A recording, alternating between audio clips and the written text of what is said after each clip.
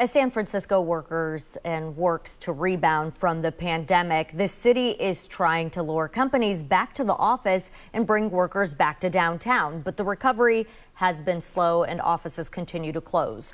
Our media partners at the SF Standard have published a new article finding that high taxes may be to blame. Numbers show companies are finding it financially better to continue having their employees work from home.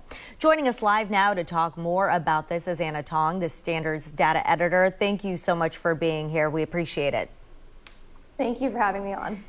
First, let's talk about the pandemic recovery. How has it been going from downtown San Francisco? In the last few months, have we seen any improvements of downtown getting busier or fuller? Yeah, I know this has been talked about ad nauseam, but I'll talk about it again. I think there's been a little bit of recovery in downtown, but importantly, just compared to other metro areas, a variety of data providers are all pretty much finding that San Francisco is dead last when compared to the other major metro areas in the U.S. And your article makes the case that San Francisco's tax system encourages work from home. Why is that? Can you go into some detail? Yeah, so I'll go into the annals of the tax code a little bit, but SF taxes are based on a company's total revenue, and it's called gross receipts.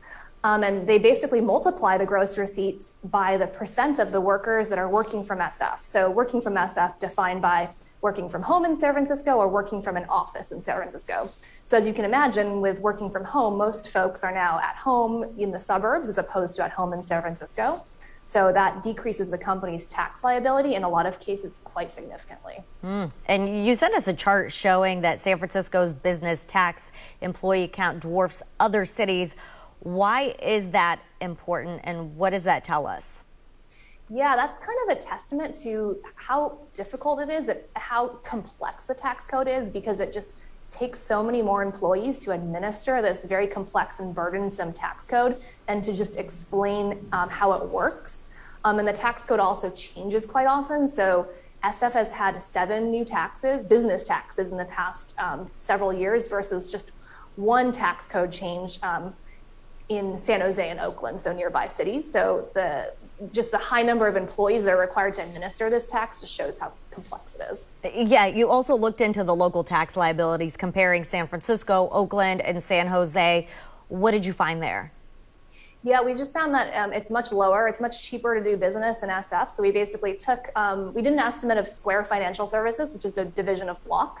It's publicly traded, so they have the revenues in public.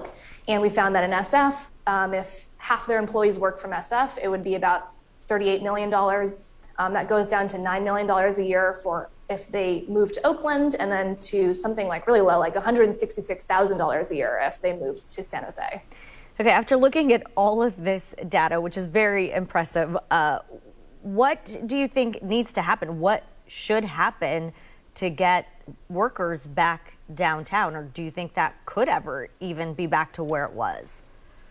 Yeah, I think that's a really good question, and it kind of depends on what your goal is. Like, if we want to get as many workers back downtown as possible, first of all, I am not sure that is possible because, as we all know, SF is the tech capital. So most of our public companies are actually software companies.